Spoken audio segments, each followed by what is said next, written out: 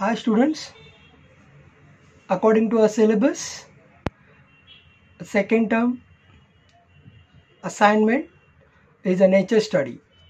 In the nature study, we are going to study about a nature, that flower.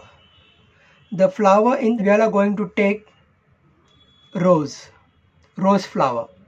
So here now I'm going to show you how to do the nature study in a watercolor.